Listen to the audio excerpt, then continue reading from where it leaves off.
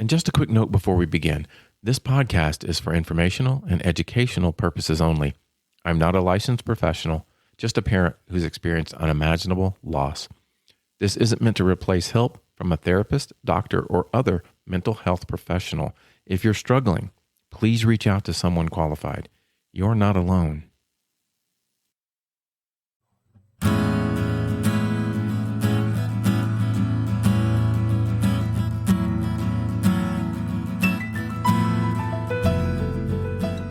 Welcome to Don't Forget to Breathe. I'm your host, Bruce Barker. So as I mentioned in the Season 3 preview, we're going to be revisiting some of those more powerful episodes from Season 2. Going to pull some excerpts out. We'll dive into those. But again, it's just going to be kind of that fireside chat just between you and I. Tonight, this is from the episode entitled, Did You Really Just Say That? This is about all of those comments, that have been made to me and I'm sure have been made to you that kind of make us shake our heads and maybe even have some internal explosions and some gasps of disbelief of, did you really just say that to me? There's been some new ones that have come along since this episode aired. I've heard several different ones from the different groups that I facilitate and some of what other parents have been hearing and have been subjected to. So we'll dive into those after we come back. So let's jump into that conversation in Season 2. Did you really just say that? We're just going to get really raw with this because it can be a pretty raw subject or raw reaction to if we say, okay, did you really just say that? And we've done it too. I know I have said, when I look back and go, oh my God, why did I say that? And, trying to think of the right thing to say. So as we were coming into this episode, I had seen several posts on social media from friends of mine whose children have died, and it seems like some of them are in the first year and the second year and at various phases, and they're posting, I can't believe someone just said this or whatever, and they're offended and hurt and just as I was.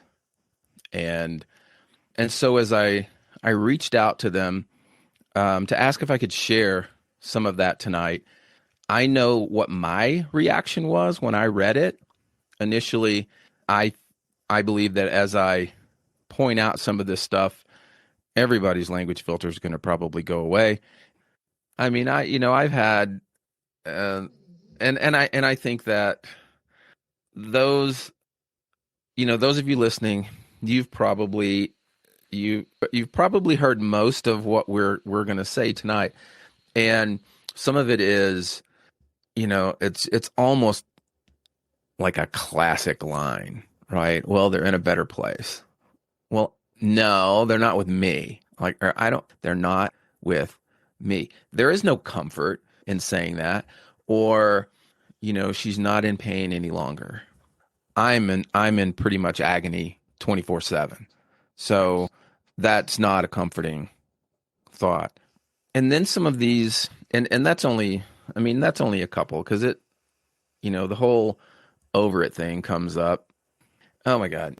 As one of my friends had posted on social media, and I asked permission to repeat some of this without obviously saying their name. But one where she was just devastated. Her son died less than a year ago. In fact, I think it's like 9 months maybe. And she's seeing her doctor and trying to balance out, because she needs antidepressants and is trying to balance that out. And his quote as she was talking about it and just saying, and said it was real, just hard and sarcastic, like, well, I'm sorry about your loss, but we've got another chance to get this right. Talking about the medicine. And it's like, really? I mean, and then he started to question her son, like, how was his, did he had bad blood pressure and cholesterol? Because it was a condition that something like that might lead to. But to question that, like, what was the point, of it was almost one of those, didn't you catch this kind of a thing. So I think I talked about in season one about not going down that road of what if, which we do, and it's really easy to do, is you question because you're the parent, you're supposed to protect, looking at yourself as, well, what did I miss? What did I not do? And that's ones that you put on yourself and that we work through in the grieving process. But then to have somebody else throw that at you, I read a lot of her posts, and we private message, and I know that pain that she's going through, and it's obviously devastating and really hard for her, just as we know, I mean, every single day. And then here's another thing that to mention along that same line. So her son was married, right? And so now, and we haven't, really covered this as a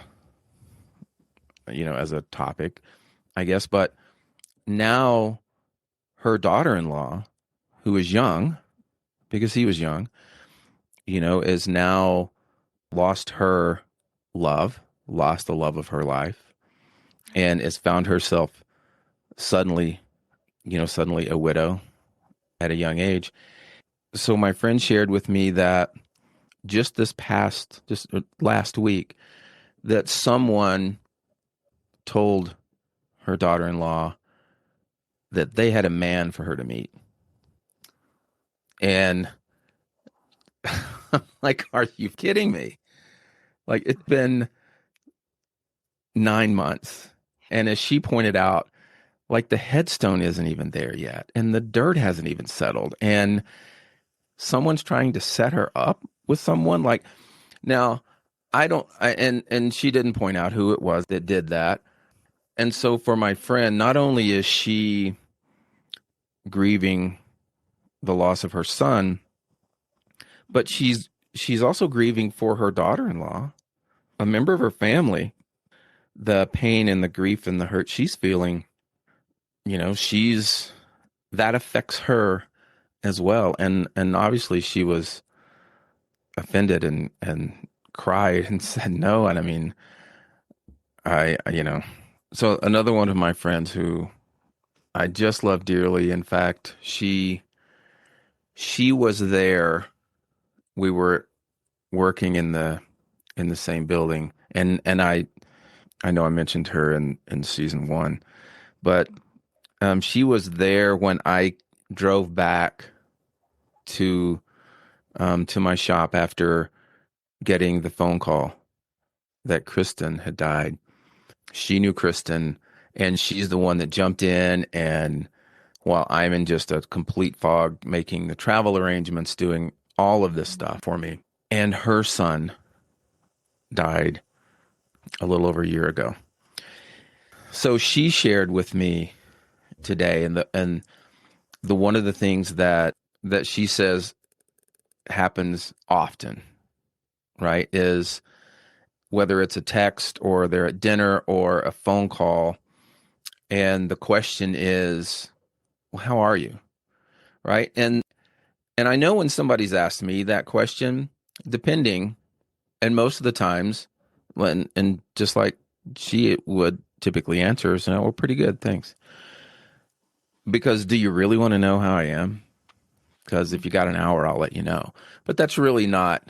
But the response she's getting is what has been really hard, where they've said, well, it's good to see that you're moving on.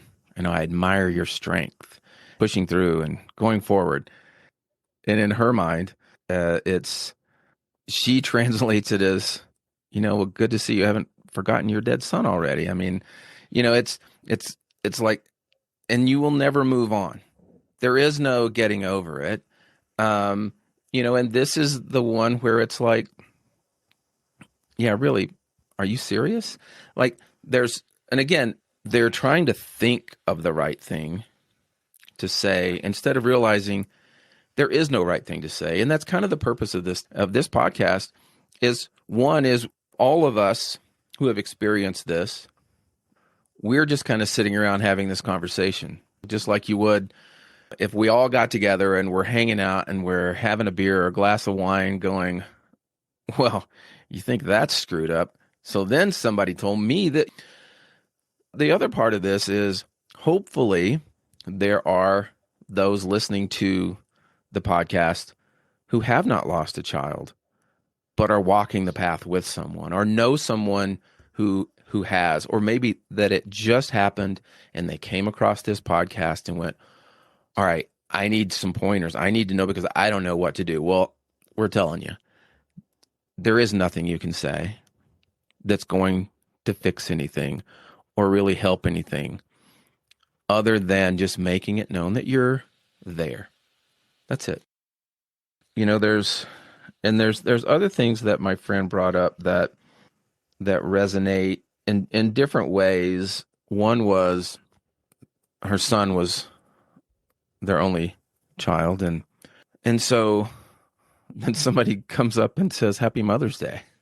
She's like, yeah, no, I'm not a mom. Or then asking, do you have any other children? Again, it might be like, no, we're not going to get into this right now.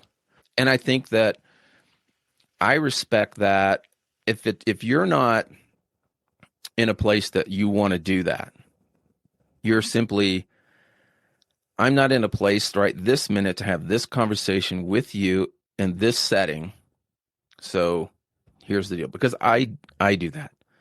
And really, I just kind of trust my gut. She's been asked, do you have any kids? And then other things are saying like, hey, can I show you pictures of my kids? Like, I don't really care.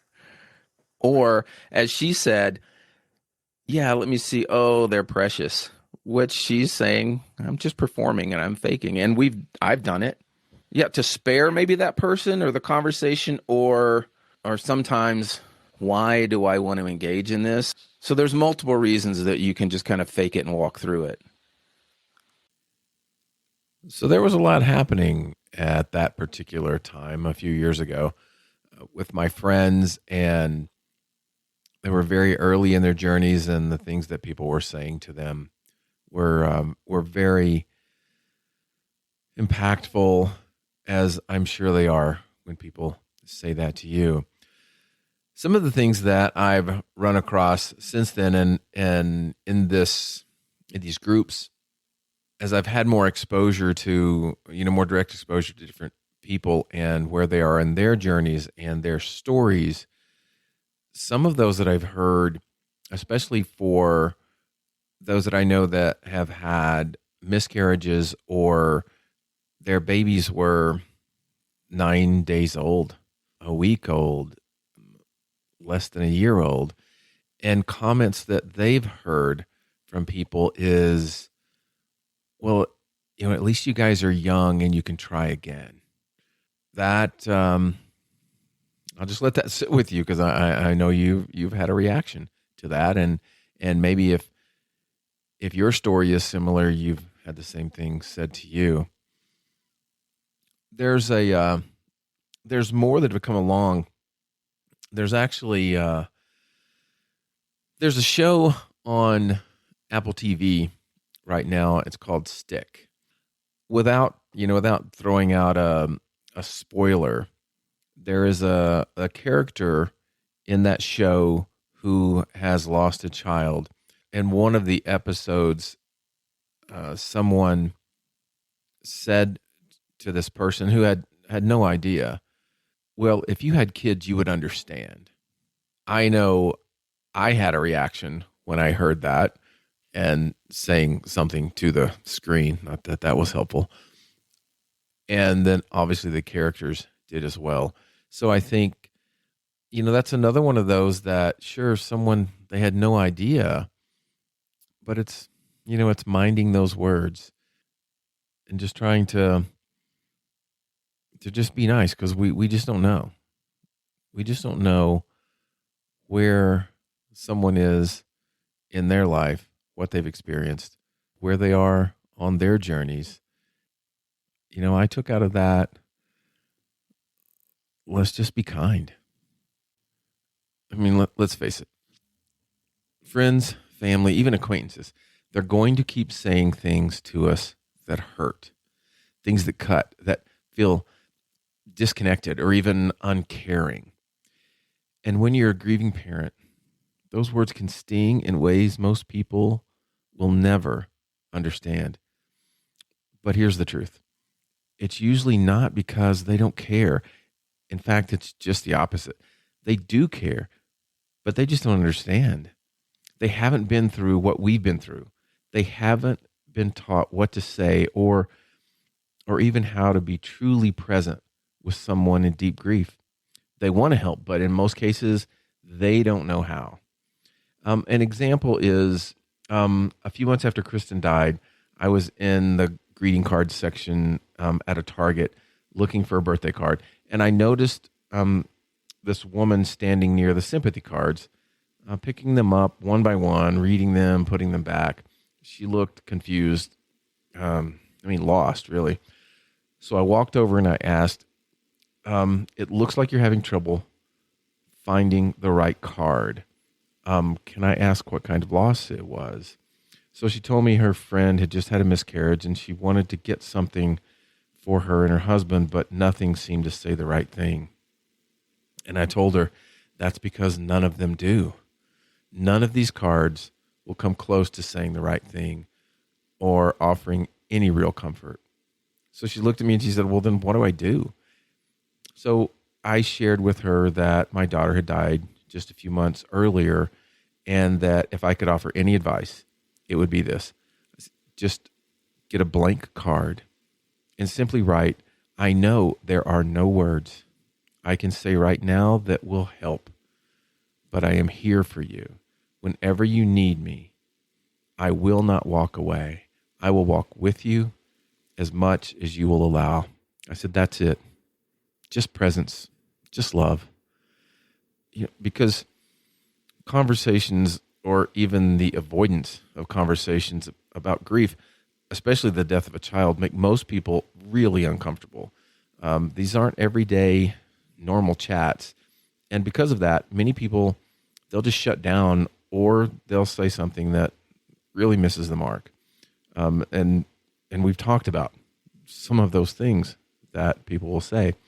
But as I've said many times before, one of my biggest hopes for this podcast is to normalize the conversation around grief. I mean, we live in a world where loss happens every day. And those of us who've lived it, especially those who've experienced the unthinkable, the out of order loss of a child, we need more than cliches.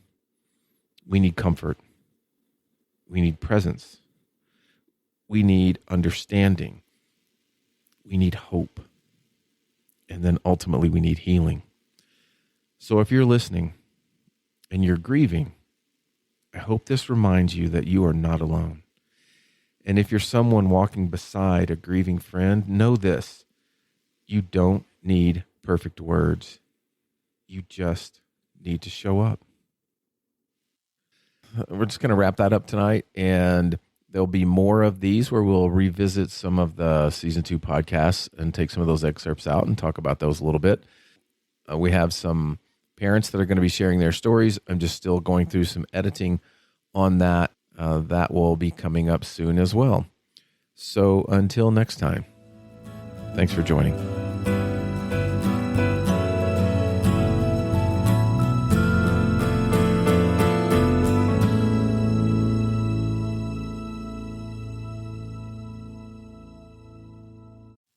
One more thing. If you found meaning or comfort in these conversations, consider becoming a supporter of the Don't Forget to Breathe podcast. Your support helps keep these stories alive and makes it possible for others to find hope in their own grief journey. Your dollars go to offset costs associated with this production. You can learn more on the information page for this episode. And my contact email is bruce.barker61@yahoo.com. That's BRUCE.BARKER61@yahoo.com. Until next time.